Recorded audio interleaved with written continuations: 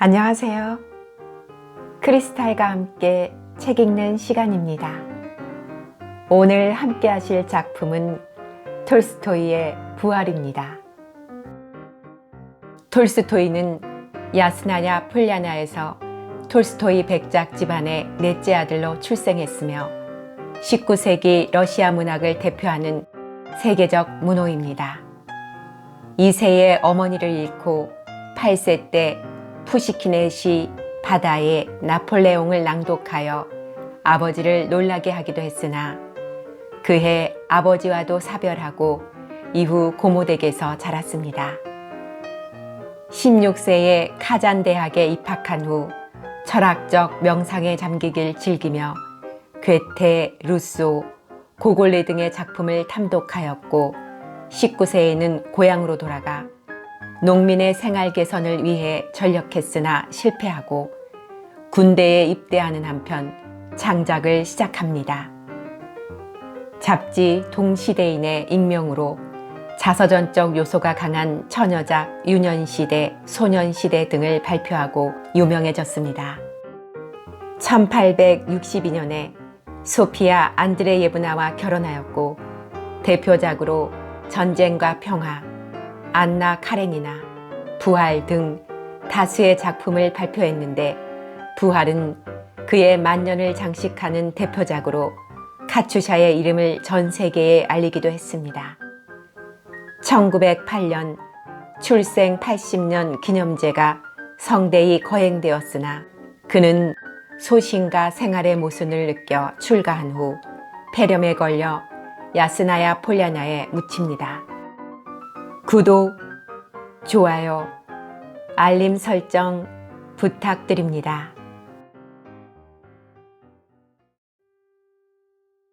1. 수없이 많은 사람들이 비좁은 공간에 모여서 서로 아웅다웅하며 그네들이 살고 있는 땅을 못쓰게 만들려고 아무리 애를 써도 땅에서 아무것도 돋아날 수 없게 하려고 아무리 돌을 깔아도 조그만 틈바구니로 올라오는 새싹을 아무리 짓이겨 버려도 석탄이나 석유 연료로 환경을 아무리 오염시켜도 자라는 나뭇가지를 꺾고 짐승과 새들을 살 수 없게 쫓아버려도 도시에 돌아오는 봄을 막을 수는 없다. 따스한 햇볕이 도시에 내리쬐면 푸른 생기를 되찾아 움트고 뿌리만 남아있던 가로수의 잔디는 물론 보석 틈새에서도 여기저기 파란 새싹이 돋아나고 자작나무며 포플러며 벚나무에도 찐득하고 향기로운 새잎이 펼쳐지고 보리수는 막 벌어진 새움을 터뜨렸다. 까치와 참새와 비둘기는 봄을 맞아 즐겁게 둥지를 만들기 시작하고 파리는 양지 바른 벽에서 윙윙거리고 있었다. 풀도 나무도 새도 벌레도 아이들도 모두 즐거워 보였다. 그러나 사람들은, 어른들만은 자기 자신을 속이고 괴롭히며 남을 괴롭히는 불행한 짓을 그치지 않았다. 사람들이 신성하고 중요하다고 생각하는 것은 이 봄날의 아침도 아니고 만물의 행복을 위해서 주어진 신의 세계의 아름다움도 아니고 평화와 화합과 사랑으로 사람의 마음을 이끄는 그런 아름다움도 아니었다. 서로 상대를 지배하기 위해서 그들 자신이 생각해낸 일들만이 신성하고 중요하다고 생각하고 있었다. 그래서 현의 감옥 사무실에서도 역시 신성하고 중요한 일이란 살아있는 모든 것에 봄의 감동과 기쁨이 주어졌다는 것이 아니라 어젯밤에 받은 무슨 사건이라 표기된 봉인과 번호가 찍힌 서류였다. 거기에는 오늘, 즉 4월 28일 오전 9시까지 구류 중인 미결수 3명, 여자 죄수 2명과 남자 죄수 1명을 지방재판소에 출정시키라고 적혀 있었다. 여자 죄수 하나는 중요한 용의자로서 나머지 2 죄수와는 따로 연행하지 않으면 안 되었다. 그래서 그 명령에 따라 4월 28일 아침 8시에 악취가 물씬 풍기는 어두컴컴한 여죄수 감방 복도로 간수장이 들어갔다. 그리고 그 뒤를 따라 소매 끝에 금줄을 두른 윗도리를 입고 피로에 지친 얼굴을 한 백발이 희끗희끗 섞인 고수머리 여간수가 따라 들어갔다. 마슬로바를 부르시려고요? 당직 간수장과 함께 복도로 향한 한 감방 문 앞으로 다가서면서 여간수가 물었다. 간수장은 철거덕거리는 쇳소리를 내며 열쇠를 꽂아 감방문을 열고는 복도보다 더 한층 심하게 풍겨나오는 악취를 정면으로 맡으면서 소리쳤다. 마슬로바 출정이다. 그리고 곧 문을 닫고 안에서 나오기를 기다렸다. 감옥들만 해도 도시에서 불어오는 시원한 봄바람으로 생기를 주는 상쾌한 정원의 공기가 감돌았다. 그러나 이 복도에 풍기고 있는 것은 배설물과 부패물의 악취가 밴 속이 뒤집힐 듯한 탁한 공기여서 처음 들어오는 사람은 금방 답답하고 무거운 기분에 끌려 들어가고 만다. 더러운 공기에 늘상 익숙해져 있는 여간수도 뜰을 지나 복도에 들어선 순간 피로를 느끼며 무엇인가 빨려 들어가는 듯한 무거운 기분에 휩쓸리는 표정이었다. 감방 안이 떠들썩해지기 시작하고 여자들의 거친 목소리며 맨발로 급히 왔다 갔다 하는 소리가 들렸다. 빨리 해! 뭘 하고 있어? 이봐! 마슬로바! 간수장이 감방문을 향해 크게 소리쳤다. 2분쯤 지났을 때 흰 윗도리와 흰 치마에 잿빛 겉옷을 걸친 키는 별로 크지 않지만 가슴이 몹시도 풍만한 젊은 여자가 힘차게 문틈으로 나와서 휙 돌아서더니 간수장 옆에 섰다. 여자는 린네르 양말을 신고 그 위에 제수형 털신을 신었으며 머리는 하얀 숄로 감싸고 있었는데 그 밑으로 물결치는 검은 머리 한 가닥이 흘러내려와 있었다. 그것은 분명히 일부러 멋을 부려 늘어뜨린 듯 싶었다. 여자의 얼굴은 오랫동안 실내에만 갇혀있던 사람들에게서 흔히 볼 수 있듯이 몹시 하얘서 속에 감자싹을 연상케 하는 창백한 얼굴이었다. 조그맣고 통통한 손도 겉옷의 큼직한 귀 속으로 보이는 희고 토실토실한 목덜미도 역시 같은 느낌이었다. 그 얼굴에서 특히 사람의 눈길을 끄는 것은 그 침울한 창백함과는 대조적으로 새까맣고 반짝반짝 빛나는 약간 부은 듯해 보이는 눈이었는데 한쪽은 약간 사팔기가 있었다. 그녀는 풍만한 가슴을 더욱 내밀다시피 하면서 꼿꼿이 등을 펴고 서 있었다. 복도로 나온 그녀는 고개를 약간 뒤로 젖히고 똑바로 간수의 눈을 보면서 뭐든지 시키는 대로 하겠다는 자세를 취했다. 간수가 문을 닫으려는 순간에 안에서 희끗희끗한 머리를 아무렇게나 뒤로 잡아당겨서 맨 파리하고 매서워 보이는 쭈글쭈글한 노파의 창백한 얼굴이 쑥 나왔다. 노파는 마슬로바에게 뭐라고 말하기 시작했다. 그러나 간수는 막무가내로 노파의 얼굴을 향해 문을 확 닫았다. 순간 노파의 창백한 얼굴이 사라졌다. 감방 안에서 여자들의 울음소리가 들렸다. 마슬로바는 빙그레 웃으며 조그마한 살창문 쪽을 향해 돌아다 보았다. 노파는 안쪽에서 창문에 달라붙어 쉰 목소리로 말했다. 첫째는 쓸데없는 말을 하지 않도록 해. 한 가지 말만 되풀이하고 밀고 나가면 된다. 그야 한 가지 말만 하고 있으면 이 상황에서 더 나빠지진 않겠죠 뭐.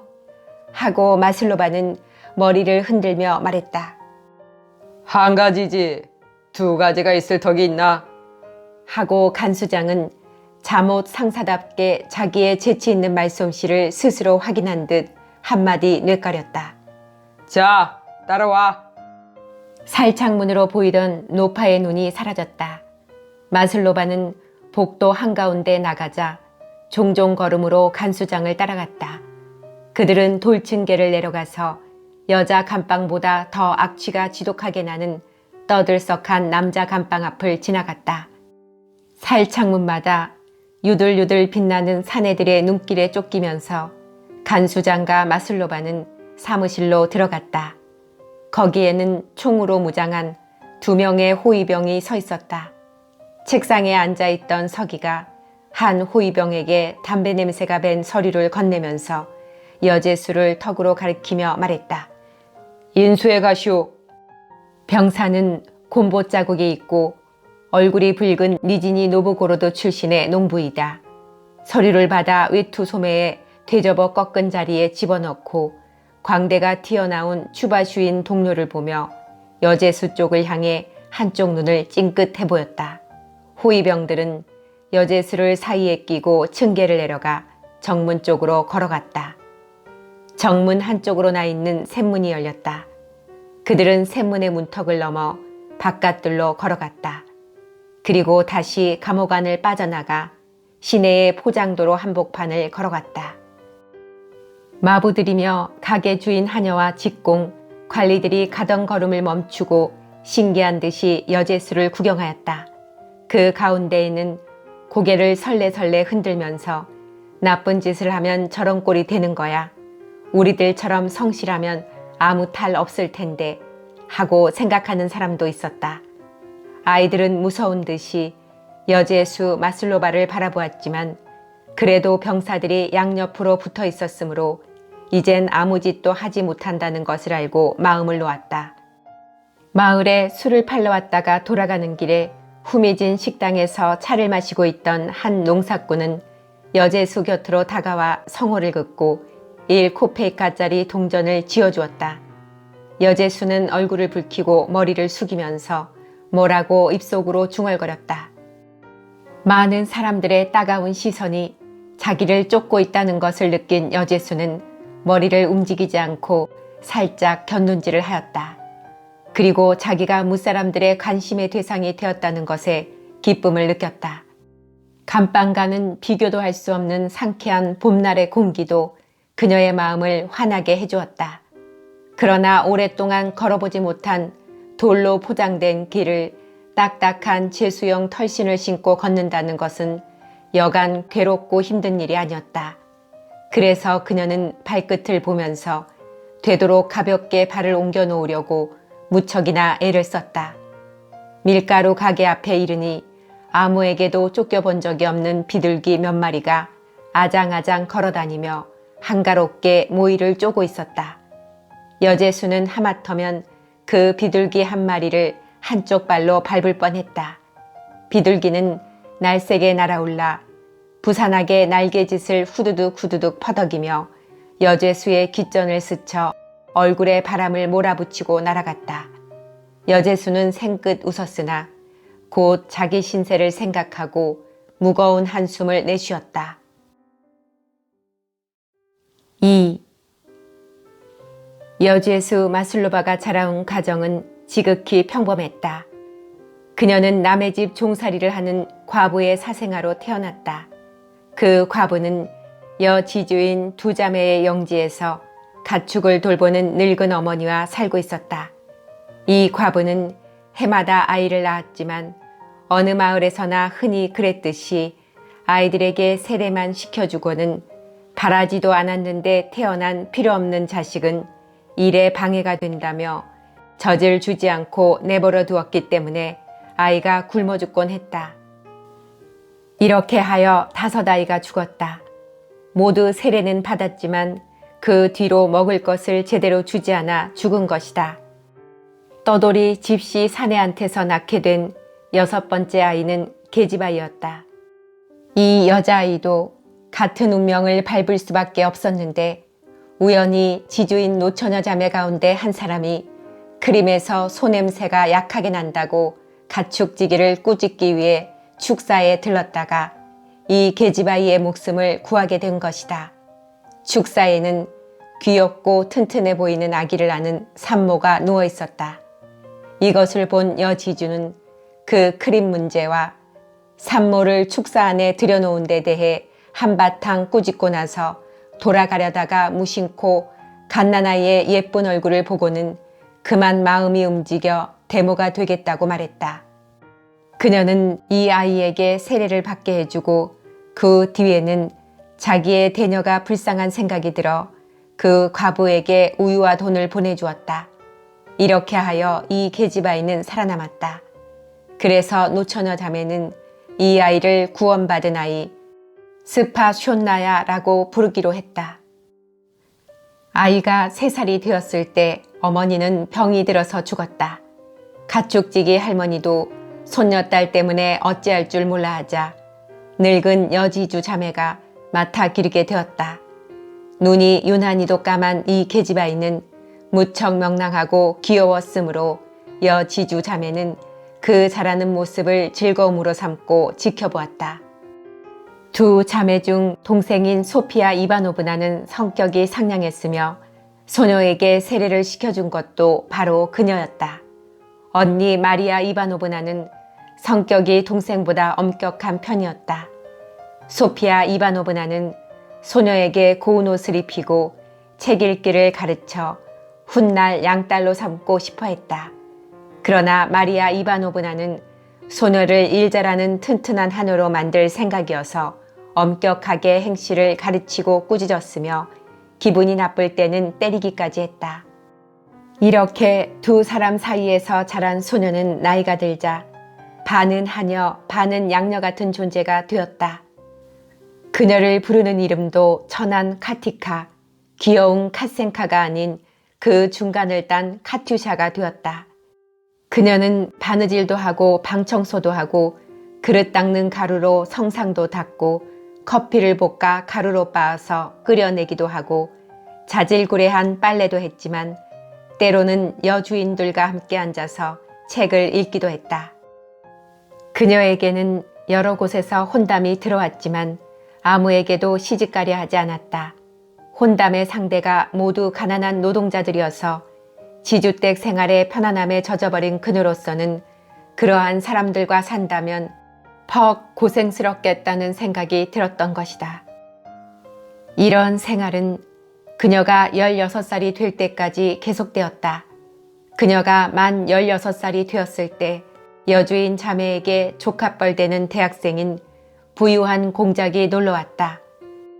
카투사는 그에게 고백은 그만두고라도 자기 자신에게조차 똑똑히 말할 용기도 없으면서 그를 사모하게 되었다. 그로부터 2년 후 이 조카가 전쟁터로 나가는 길에 고모네 집에 들러 나흘 동안 묵었는데 떠나기 전날 밤 카투사를 유혹했다. 그리고 이튿날 아침 떠나기 바로 전에 그녀의 손에 100루블짜리 지폐 한 장을 쥐어주었다. 그가 떠난 지 5달 뒤 그녀는 자기가 임신한 것을 알게 되었다.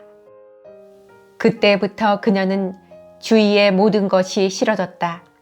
그리고 그녀는 자기를 기다리고 있는 치욕을 어떻게 하면 떨쳐버릴 수 있을까 하는 것에만 골몰한 나머지 여주인의 시중도 마음이 내키지 않아 소홀히 하게 되었을 뿐만 아니라 어째서 그렇게 되었는지 카투사 자신도 몰랐지만 우라가 치밀어 갑자기 분통을 터뜨리고 말았다. 그녀는 여주인들에게 몹시 난폭한 말로 쏘아붙였다. 그래서 나중에는 제 자신도 후회스러워 내보내달라고 간청했다. 여주인들도 못마땅하게 생각하고 있었으므로 마침 잘 되었다 싶어 카투사를 내보내고 말았다. 그 집을 나온 카투사는 지방경찰 지서장 집에 한여로 들어갔는데 거기서도 3달밖에 살지 못했다.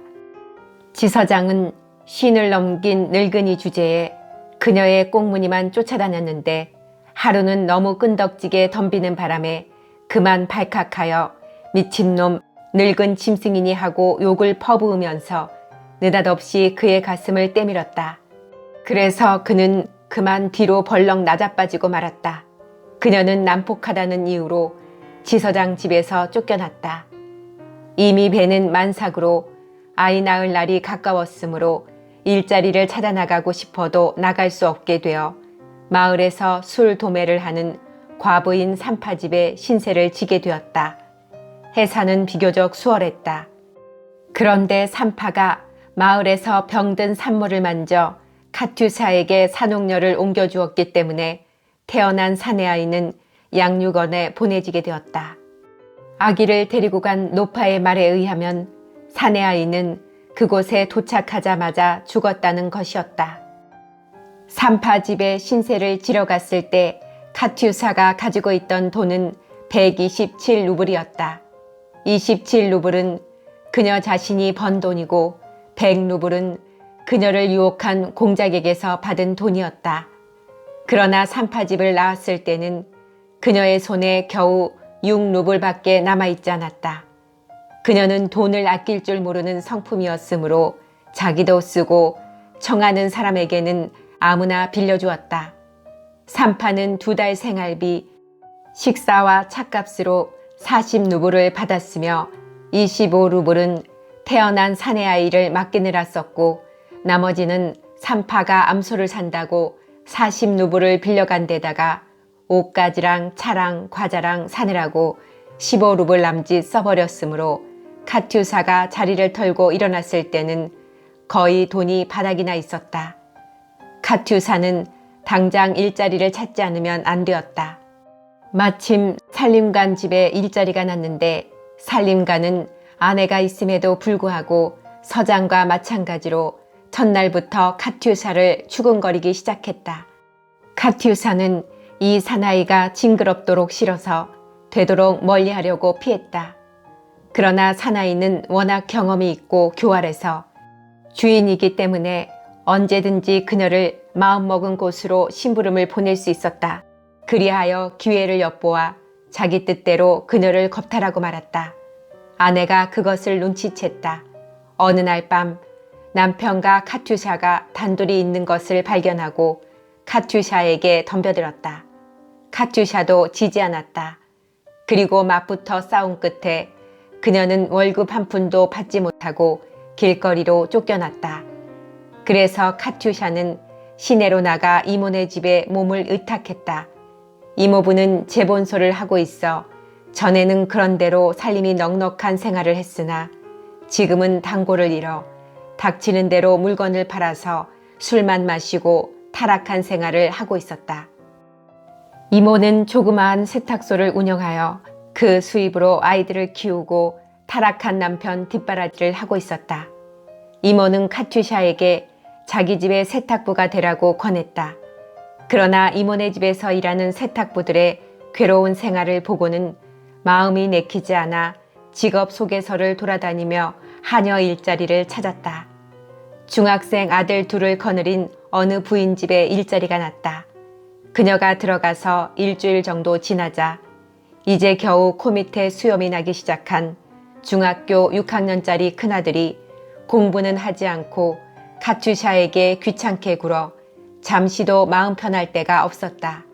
그의 어머니는 모든 것을 카투샤 탓으로 돌리고 내쫓아 버렸다. 새 일자리는 좀처럼 구해지지 않았다. 그런데 직업소개소에서 우연히 풍채 좋고 손에 보석 반지와 팔찌를 낀 한 부인을 만났다. 부인은 카투샤가 일자리를 찾고 있다는 것을 알고 자기 주소를 알려주며 찾아오라고 했다. 카투샤는 부인을 찾아갔다. 부인은 상냥하게 그녀를 맞아들이고는 맛있는 만두와 달콤한 포도주를 대접하면서 하녀에게 편지를 들려서 어디론지 심부름을 보냈다. 저녁 때가 되자 머리를 희끗희끗하게 길게 기르고 흰 턱수염이 있는 키 큰 사나이가 방 안으로 들어왔다. 사나이는 곧 카투샤 곁에 앉아 번들거리는 눈으로 희죽희죽 웃으면서 그녀를 찬찬히 뜯어보기도 하고 농담을 걸기도 했다. 부인은 그를 옆방으로 불렀다. 그리고 시골서 금방 데려온 싱싱한 애라우 하고 말하는 부인의 목소리가 카투샤의 귀에 어렴풋이 들렸다. 그런 다음 부인은 카투샤를 불러 그는 작가이고 상당한 부자라서 그의 마음에 들기만 하면 돈은 조금도 아끼지 않고 줄 것이라고 말했다. 그녀는 그의 마음에 들었다. 노인은 가끔씩 만나줄 것을 약속한 다음 그녀에게 25루블을 주었다. 이 돈은 이모네 집에 밀려있던 밥값과 새 옷과 모자와 리본을 사느라고 하루아침에 다 써버리고 말았다. 2, 3일이 지나자 작가는 다시 그녀를 데리러 사람을 보냈다. 그녀는 따라갔다. 작가는 카투샤에게 또 25루블을 주고 따로 방을 얻어 이사할 것을 권했다. 작가가 얻어준 집에 이사를 가서 사는 동안 카투샤는 같은 건물에 사는 싹싹한 점원과 좋아하게 되었다. 그녀는 자신의 심정을 작가에게 고백하고 다른 조그만 방으로 옮겼다. 그런데 점원은 카투샤에게 결혼 약속까지 해놓고 말도 없이 사라지고 말았다. 아마 그녀를 버리고 니지니로 도망가 버린 모양이었다. 그리하여 카투샤는 다시 외톨이가 되었다. 그녀는 그 방에서 혼자 살아보려고 생각했지만 그것은 뜻대로 되지 않았다. 경찰관이 와서 매음 감찰을 받고 검진을 받지 않으면 계속해서 그곳에 살 수가 없다고 말해주었다. 그래서 그녀는 다시 이모네 집으로 돌아갔다. 이모는 그녀가 최신 유행 차림으로 멋있는 코트를 걸치고 예쁜 모자를 쓴 것을 보더니 생활이 매우 좋아진 줄 알고 조심스럽게 맞이하며 이제는 세탁부가 되라고 말하지 않았다. 카투샤 역시 세탁부가 될 생각은 전혀 없었으며 혈색이 좋지 않고 팔이 가느다란 세탁부들의 힘든 생활을 보자 애처로운 생각마저 들었다. 그 세탁부들 중에는 이미 폐병에 걸린 여자도 몇 명 있었다. 여름이나 겨울이나 창문을 늘상 열어젖히고 30도나 되는 비누 냄새 물씬 풍기는 김 속에서 빨래를 하거나 다림질을 하고 있었는데 하마터면 나도 저런 고된 생활 속에 빠질 뻔했구나 하고 생각하니 소름이 온몸에 쫙 끼치곤 했다. 그런데 마침 그 무렵 후원자를 만나지 못해 공경에 빠져있는 카투샤에게 창녀집의 여자를 알선해주는 뚜쟁이 할멈이 눈독을 들였다. 이미 오래전부터 카투샤는 담배를 피우고 있었지만 최근 점원으로부터 버림받은 뒤로는 술도 배우게 되어 차츰 많이 마시게 되었다. 그녀가 술을 좋아하게 된 것은 그 맛을 알게 된 탓도 있었으나 그보다도 술이 지금까지 겪어온 모든 고통스러움을 모두 잊게 해주었고 가슴에 맺힌 응어리도 풀어주고 자기도 남 못지않다는 자부심을 가질 수 있게 해주었기 때문이었다. 술을 마시지 않고는 도저히 그런 마음이 될 수 없었다. 술을 마시지 않았을 때는 늘 자신이 부끄러웠고 기분도 울적했다. 뚜쟁이 할멈은 이모에게 음식을 푸짐하게 대접하고 카투샤에게는 술을 먹인 다음 시내에서 으뜸 가는 술집에 들어갈 것을 권하면서 그곳에 좋은 점을 늘어놓았다. 천한 하녀 신분으로 추근대는 남자들에게 놀림받고 가끔 은밀한 정사의 상대가 되느냐 아니면 법률로 보장되어 있는 합법적이고 안정된 환경에서 떳떳하고 실속 있는 간음 생활을 하느냐 카투샤는 둘 중에 하나를 고를 수밖에 없는 처지에 놓였다. 그녀는 후자를 선택했다. 그뿐 아니라 그녀는 그 길을 걸음으로써 자기를 유혹한 남자와 그 점원에게 그리고 자기에게 나쁜 짓을 한 모든 사람들에게 복수하겠다고 결심하였다. 또 그녀의 마음을 유혹하며 마지막 결심을 하게 된 원인의 하나는 빌로드건 프랑스 비단이건 견직물이건 어깨와 팔이 드러나는 야회복이건 마음대로 예쁜 옷을 맞춰 입을 수 있다는 뚜쟁이 할멈의 말이었다. 그리고 검정 빌로드 장식이 달린 연분홍색 비단을 몸에 감은 자기의 모습을 상상했을 때 카투샤는 그만 참을 수 없어 신분 증명서를 내주고 말았다. 그날 밤 뚜쟁이 할멈은 마차를 불러 키타에바라는 여자가 경영하는 유명한 술집으로 그녀를 데리고 갔다. 그때부터 신과 인간의 계율에 위배되는 카투샤의 만성적인 범죄 생활이 시작되었다. 그것은 몇십만 명의 여자들이 국민의 행복을 배려하는 정부에 의해 쉽게 허가될 뿐 아니라 오히려 그 보호 아래서 영위되고 10명 가운데 9명까지는 괴로운 병에 걸려 나이보다 일찍 늙고 비참하게 죽어가는 그런 비참한 생활이었다. 한밤중에 떠들썩한 연회가 끝나면 한낮이 지나도록 수렁에 빠진 듯한 깊은 잠을 잔다. 낮 2시나 3시가 지나서 더럽고 칙칙한 잠자리에서 축 늘어진 몸을 부스스 일으켜 술이 깨도록 탄산수와 커피를 마시고 화장옷이나 재킷이나 가운만 걸친 너덜너덜한 몰골로 나른한 듯 이방 저방을 돌아다니기도 했으며 커튼 뒤에서 창밖을 내다보기도 하고 목이 잠긴 목소리로 동료들과 욕지거리를 하기도 한다. 그러다가 세수를 하고 화장을 하고 몸과 머리에 향수를 뿌린다. 옷을 가봉하고 그 때문에 술집 여주인과 다투기도 한다. 거울 앞에 앉아 얼굴을 다듬고 눈썹을 그린다. 그리고 정력이 넘치도록 기름진 음식을 먹는다. 그 다음 몸이 훤히 비치는 밝은 비단옷을 입고 화려하게 꾸며진 눈부시게 밝은 홀에 우아한 걸음으로 나간다. 손님이 온다. 음악이 울리고 춤을 추고 과자를 먹고 술을 마시고 담배를 피우고 손님을 맞이한다. 상대는 젊은이, 중늙은이, 애송이, 늙어빠진 노인, 독신자, 기혼자, 장사꾼, 점원, 아르메니아인, 유대인, 타타르인, 부자, 가난뱅이, 건강한 사람, 상냥한 사람, 군인, 민간인 대학생, 고등학생 등등 온갖 계급, 나이, 성격이 다른 사나이들이다.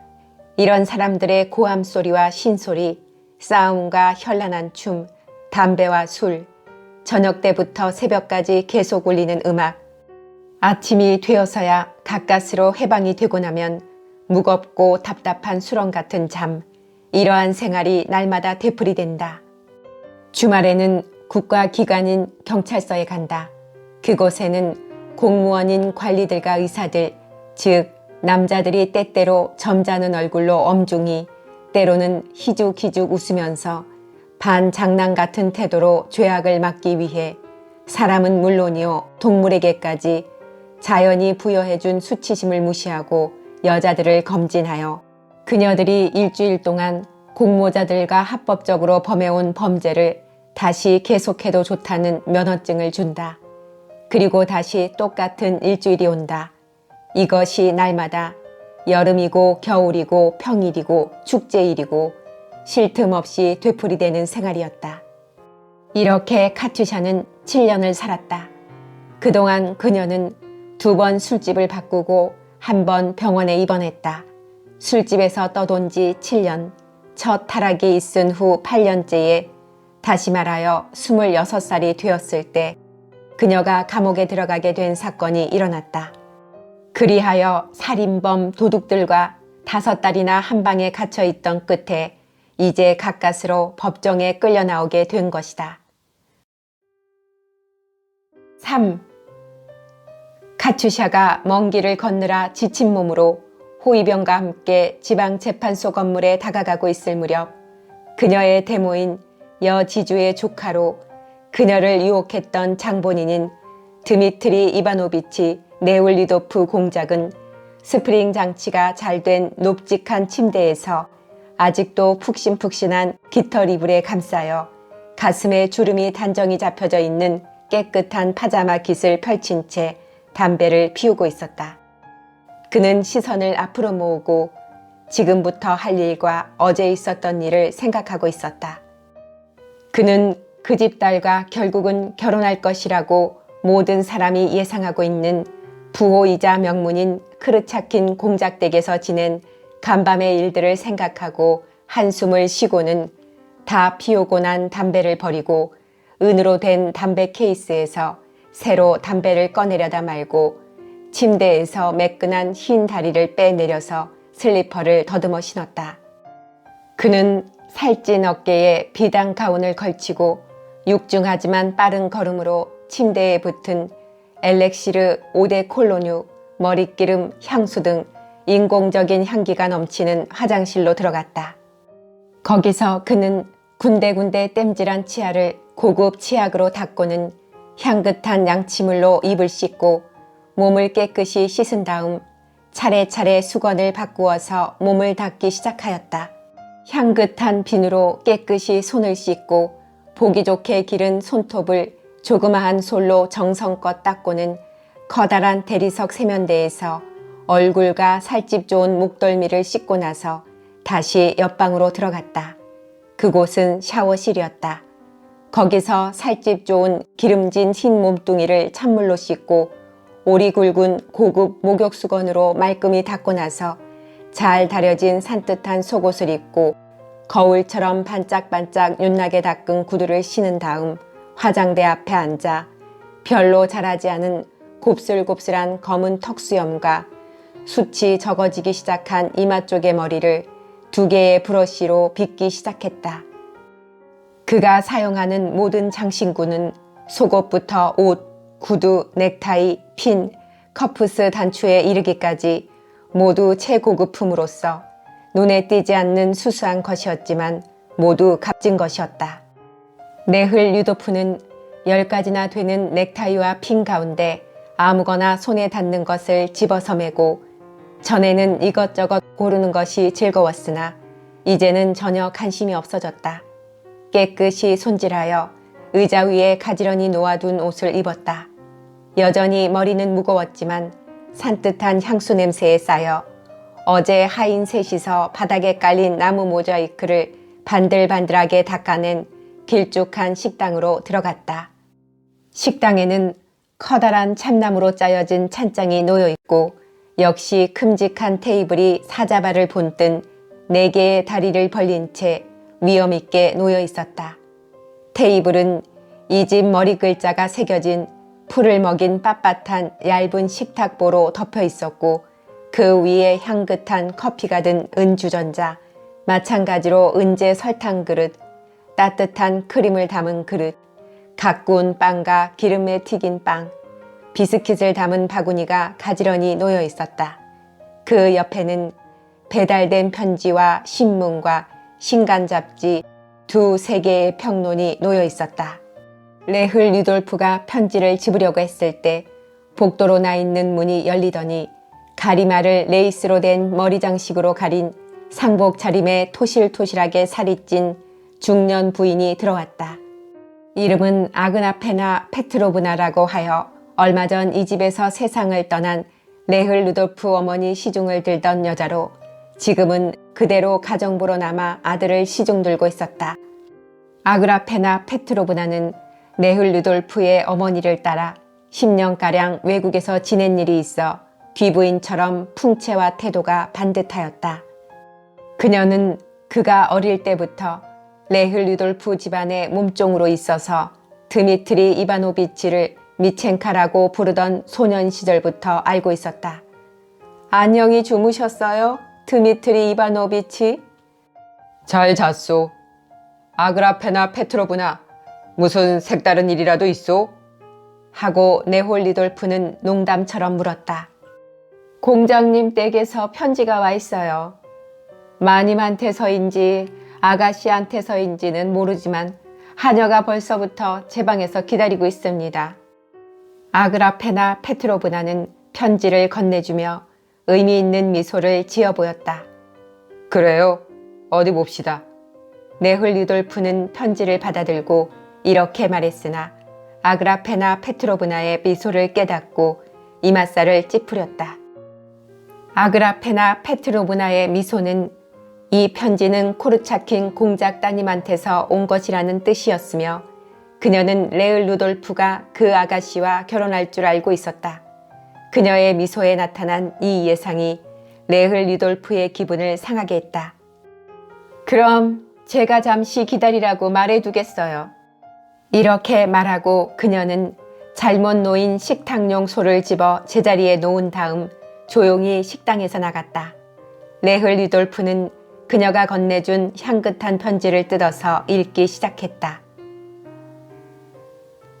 저는 공장님의 기억을 환기시켜 드릴 의무가 있기 때문에 그 맡은 일을 다하는 의미에서 끝이 고르지 않은 두꺼운 잿빛 종이에 뾰족한 글씨로 또박또박 쓰여 있었다. 말씀드려 두겠습니다. 공장님은 오늘 4월 28일 배심원으로서 재판소에 나가시게 되어 있습니다. 그러니까 여느 때와 같은 경솔하신 버릇으로 어제 약속은 하셨지만 저희들이나 콜로소프님과 함께 전람회 구경을 하러 가실 수는 없으십니다. 하긴 제 시각에 출정하지 못하신 벌로 말을 사시려던 그 300루블을 재판소에 벌금으로 바칠 생각이시라면 별 문제 없습니다만 저는 어제 공장님이 돌아가시자마자 곧 이 일이 생각났습니다. 아무쪼록 잊지 마시기를. 공작 영양 M. 코르차킨. 뒷면에는 프랑스어로 이렇게 덧붙여져 있었다. 어머님께서 공장님께 전해드리라는 말씀입니다만 공장님의 식사는 밤늦은 시각이더라도 오실 때까지 차려두시겠답니다. 몇 시가 되든지 꼭 오시도록 하세요. 레흘 유돌프는 약간 눈살을 찌푸렸다. 이 편지는 공작의 귀여운 딸인 코르차킨이 벌써 2달 동안 그에게 전개하고 있는 교묘한 공작의 연장이며 그 목적은 보이지 않는 실로 차츰 그를 자기에게 강하게 묶어놓는 데 있었다. 그러나 이제 흥분으로 가득 찼던 청춘 시절이 지나 덮어놓고 사랑의 포로가 될 수 없는 사람들이 결혼을 앞두고 늘 느끼는 그 망설임 말고도 레홀 루돌프에게는 또 다른 한 가지, 설령 그렇게 결심했더라도 지금으로서는 도저히 청혼할 수 없는 중대한 이유가 있었다. 그 까닭은 그가 10년 전에 카투샤를 유혹했다가 버린 것이 아니다. 그런 것은 기억에도 없었고 또 그것이 자기 결혼에 방해가 된다고는 꿈에도 생각하지 않았다. 바로 이때 그는 어느 유부녀와 관계를 맺고 있었는데 그는 이미 관계를 끊은 것으로 알고 있었으나 여자 쪽에서는 아직도 미련을 버리지 못하고 관계가 끊긴 것을 인정해주지 않고 있었던 것이다. 레흘 유돌프는 여자에 대해서 몹시 소심했는데 이 소심한 점이 그 유부녀로 하여금 그를 마음대로 휘두르려는 마음을 갖게 했다. 그 여자는 레흘 유돌프가 선거 때 갔던 군의 귀족 회장의 부인이었다. 여자 쪽에서 먼저 그를 유혹했는데 이 관계가 레흘 유돌프로서는 차츰 더 빠져나올 수 없는 것이 되었으며 한편으로는 점점 더 실증나는 것이 되어갔다. 처음 레흘 유돌프는 그 유혹을 물리칠 수가 없었고 그러는 동안 그녀에 대한 죄를 깨달으면서도 그녀의 동의 없이는 이 관계를 끊을 수가 없다는 것을 알게 되었다. 바로 그런 이유로 자기가 그것을 원하더라도 자기는 공작딸 코르차킨에게 청혼할 자격이 없다고 생각하고 있었다. 공교롭게도 식탁 위에는 이 여자의 남편한테서 온 편지가 놓여 있었다. 그 필체와 소인을 보자 그는 얼굴이 확 달아오르면서 순간적으로 위험이 닥쳤을 때 느끼는 감정의 소용돌이를 느꼈다. 그러나 그 긴장은 쓸데없는 걱정이었다. 상대편 남편, 즉 레홀 루돌프의 주요 영지가 있는 군의 귀족 회장은 5월 말에 임시 총회가 있음을 알리고 보수파의 맹렬한 반대가 예상되니 꼭 참석하여 학교와 철도지선 부설 등 주요 안건이 가결되도록 강력한 지지를 부탁한다고 의뢰해 온 것이었다. 귀족 회장은 자유주의적인 인간으로 얼마 안 되는 동지들과 함께 알렉산드로 3세 시대에 대두된 반동에 항거하여 그 싸움에 깊이 개입하는 바람에 가정생활의 어두운 그늘에 대해서는 아무것도 모르고 있었다. 레흘 루돌프는 그를 생각할 때마다 느껴온 괴로운 망상들이 하나하나 떠올랐다. 한 번은 남편에게 발각된 줄 알고 결투까지 각오했으며 결투할 때에는 하늘을 향해 권총을 쏘아야지 하고 결심한 일도 있었다.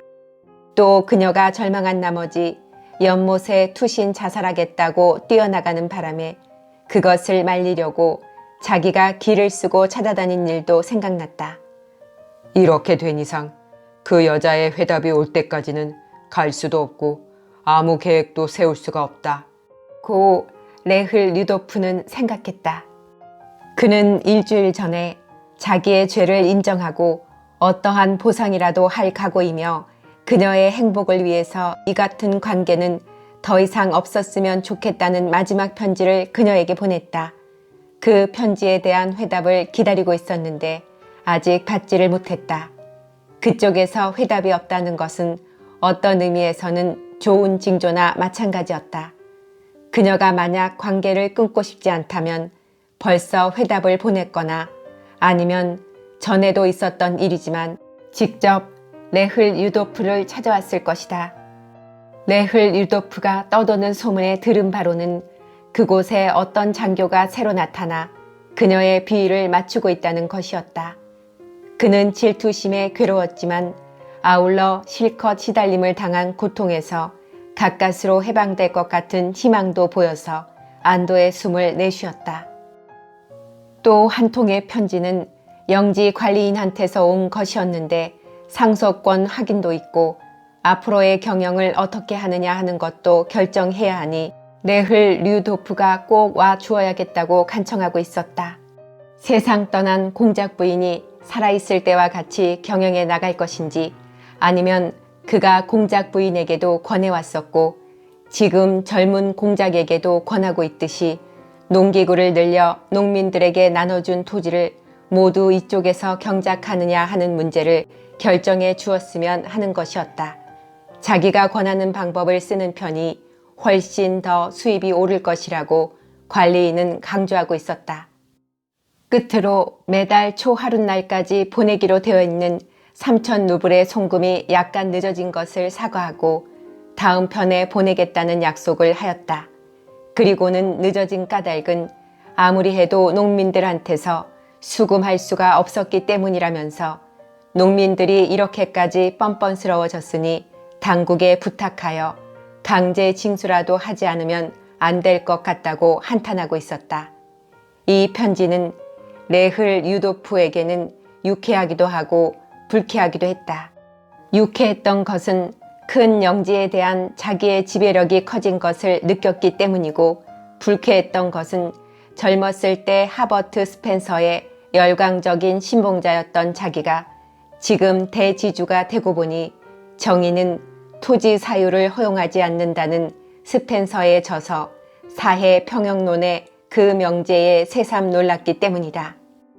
청년의 고든 기질과 정열에 이끌려 그는 토지란 사유의 대상이 되어서는 안 된다고 주장하기도 했고 대학에서는 이에 관한 논문을 썼을 뿐만 아니라 그 무렵 실제로 토지 사유에 대한 자기 신념을 어기지 않으려고 약간의 토지를 농민에게 분배해 주기도 했다. 이것은 어머니의 토지가 아니라 아버지가 물려준 그 자신의 토지이기는 했지만 상속으로 대지주가 된 지금 그는 둘 중 어느 하나를 택하지 않으면 안 될 처지였다. 즉 아버지에게서 물려받은 200헥타르의 토지에 대해서 10년 전에 그랬듯이 사유를 거부하든지 아니면 안목의 양해로 자기의 그전 사상이 모두 잘못된 것이었다고 인정하든지 전자를 택한다는 것은 거의 불가능한 일이었다. 토지 말고는 그에게 아무런 생활 수단이 없었기 때문이다. 스스로 일에 돈 벌 생각도 없고 게다가 이제는 사치와 향락적인 생활에 젖어서 그것을 버린다는 것은 생각할 수도 없었다. 또 그렇게 해야 하는 까닭도 없었다. 이제는 젊었을 때 가졌던 결단력도 남의 의표를 찌르던 허영심도 열의도 다 소멸되었기 때문이다. 그렇다고 후자, 즉 그가 청년일 때 스펜서의 사회 평형론에서 감화를 받았고 그로부터 상당한 시일이 지난 뒤 헨리 조지의 논문 속에서 그 빛나는 확고한 신념을 발견한 토지 사유의 불법성에 대해 부정한다는 것도 그로서는 도저히 생각할 수 없는 일이었다. 그래서 관리인의 편지를 읽고 불쾌한 기분도 들었던 것이다.